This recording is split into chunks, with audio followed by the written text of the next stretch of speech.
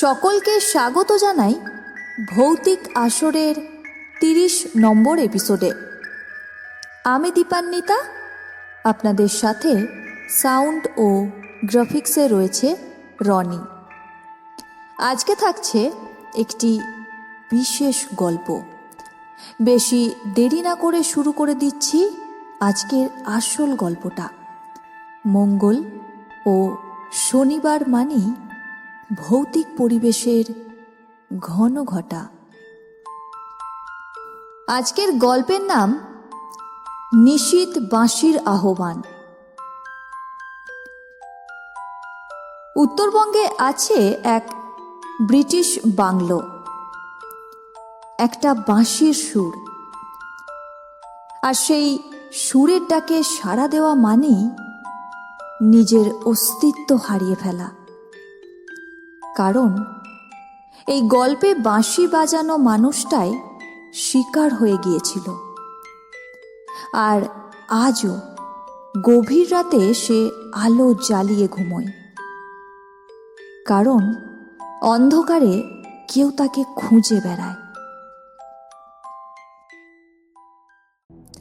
উত্তরবঙ্গের এক ছোট্ট শহর, নাম ধুমঘাটা। শহরের শেষ প্রান্তে দাঁড়িয়ে আছে এক বিশাল ব্রিটিশ আমলের বাংলো।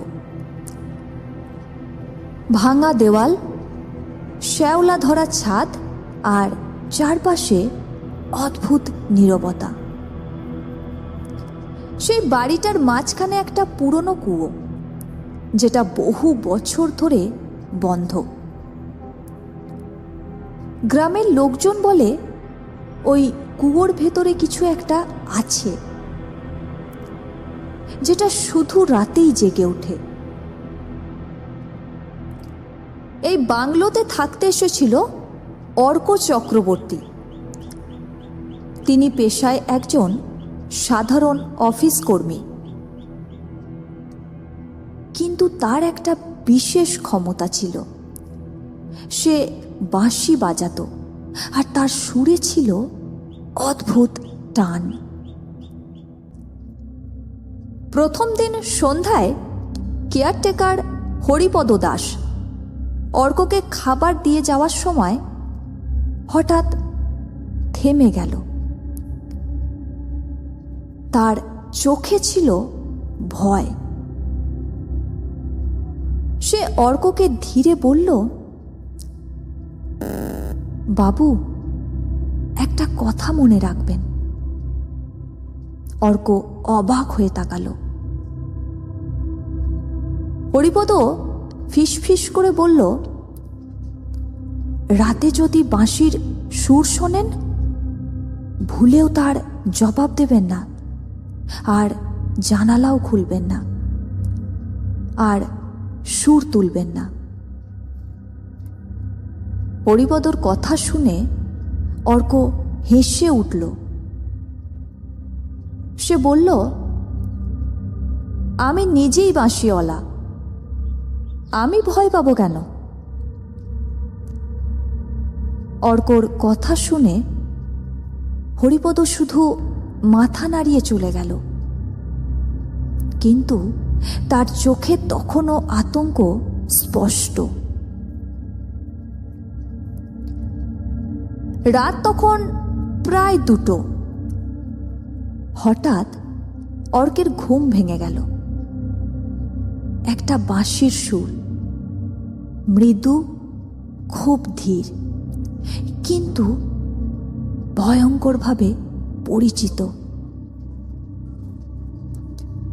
ওই সুরটা ঠিক তার নিজের বাজানোর মতো। অর্ক উঠে বসে। ঘর নিস্তব্ধ, কিন্তু বাইরে কেউ যেন বাগানের ভেতর হাঁটতে হাঁটতে বাঁশি বাজাচ্ছে, আর সেই সুরের সঙ্গে ঘুঙুরের আওয়াজ। অর্কের বুক ধড়ফড় করতে থাকে,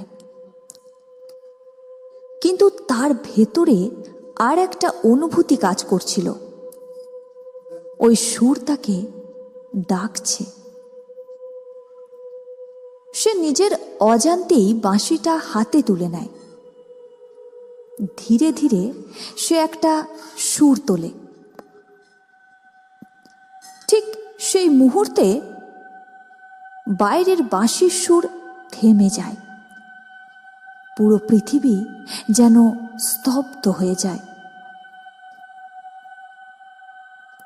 হঠাৎ করে অর্ক অনুভব করল কেউ তার ঠিক পেছনে দাঁড়িয়ে আছে। তার কানের কাছে ঠান্ডা নিঃশ্বাস। তারপর একটা ফিসফিসে কণ্ঠ যেন বলছে, এই সুরটা তুমি কোথায় শিখেছ? অর্কের শরীর জমে গেল। ঘর হঠাৎ বরফের মতো ঠান্ডা হয়ে গেল। সে ধীরে ধীরে জানালার দিকে তাকালো। জানালার বাইরে কুয়াশার ভেতর একটা ছায়া দাঁড়িয়ে। দীর্ঘ লম্বা চুল, মাটি ছোঁয় না এমন পা, আর জলজলে চোখ। সে ধীরে ধীরে হাসছিল, কিন্তু সেই হাসি মানুষের নয়। সে বলল, এই সুর আমাদের জগতের। তুমি ভুল করে সেটা বাজিয়েছ। এখন তোমাকে আমাদের সঙ্গে যেতে হবে। হঠাৎ অর্কর পায়ের নিচে ভেজা পায়ের ছাপ দেখা গেল। একটা, দুটো, তিনটে। ঠিক ওগুলো এগোচ্ছে জানালার দিকে। অর্ক বুঝতে পারল তার নিজের পা নড়ছে, কিন্তু সে নিজে নিয়ন্ত্রণে নেই। তার শরীর ধীরে ধীরে জানালার দিকে এগোতে লাগলো। অর্কর হাত থেকে বাঁশিটা পড়ে গেল। সেই শব্দের সঙ্গে সঙ্গে বাইরের অবয়বটা বিকৃত হতে উঠল। তার মুখ ভয়ঙ্কর হয়ে গেল। সে চিৎকার করে বলল, তুমি ডাক দিয়েছ, এখন তোমাকে ফিরতেই হবে। ঠিক তখনই দূরে ভেসে এলো মন্দিরের ঘণ্টার আওয়াজ। এক মুহূর্তে সবকিছু থেমে গেল। অবয়বটাও মিলিয়ে গেল। ঘর আবার নিস্তব্ধ হয়ে গেল। পরের দিন সকালে অর্কর জ্ঞান ফিরল।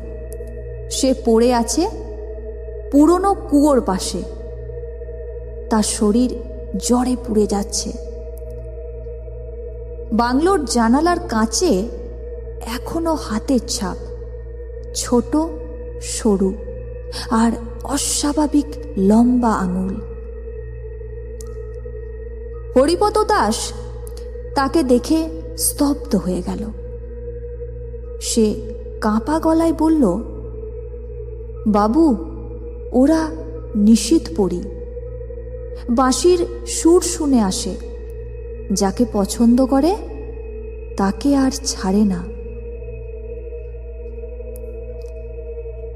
অর্ক সেদিনই শহর ছেড়ে চলে আসে। কিন্তু গল্প যে এখানেই শেষ তা নয়। আজও গভীর রাতে যখন চারপাশের হাওয়া থেমে যায়, অর্ক শুনতে পায় সেই বাঁশির সুর। ধীরে ধীরে তার দরজার সামনে এসে থামে। আর সে জানে, একদিন যদি সে আবার সেই সুরের জবাব দেয়, সেদিন সে আর মানুষের জগতে ফিরতে পারবে না। কারণ নিশীথ পরীরা কখনো ভোলে না যে একবার তাদের ডাকে সাড়া দিয়েছে, আর হয়তো আজ রাতেই আপনিও সেই সুর শুনতে পারেন। শুনছিলেন ভৌতিক আসরের 30 নম্বর এপিসোড। মঙ্গল ও শনিবার মানেই ভৌতিক পরিবেশের ঘন ঘটা। আপনার যদি এরকম কোনো অভিজ্ঞতা থেকে থাকে তাহলে আমাদের জানাতে পারেন 8250163315 এই হোয়াটসঅ্যাপ নাম্বারে।